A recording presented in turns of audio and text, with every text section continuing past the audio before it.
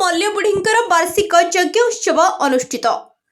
बड़छणा block अंतर्गत बालीचंद्रपुर बजार स्थित माँ श्री मल्लबुढ़ी मंदिर प्रांगण में वार्षिक यज्ञोत्सव महासमारोह प्रतिवर्ष परि पवित्र पणा संक्रांति तिथि अनुष्ठित हो जाइए।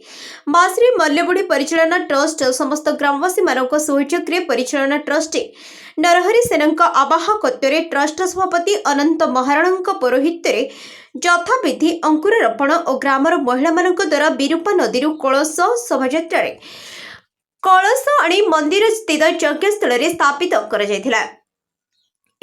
विधिमते पूजार्चना महायज्ञ पंडित गगन बिहारी मिश्र तत्वावधान अनुष्ठित होता।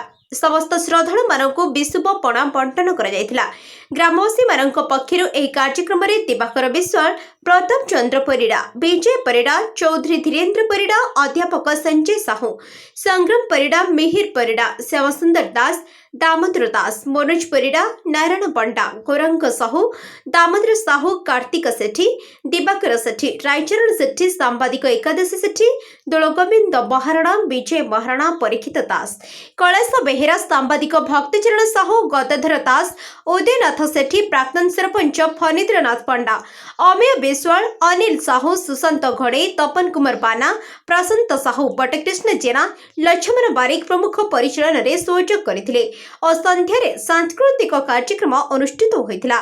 एही उत्सव रे शह शह श्रद्धालु जोगदेवा सह प्रसाद सेवन करथिले। बालीचंद्रपुरରୁ एकादशी सेठीଙ୍କ रिपोर्ट द न्यूज टुडे।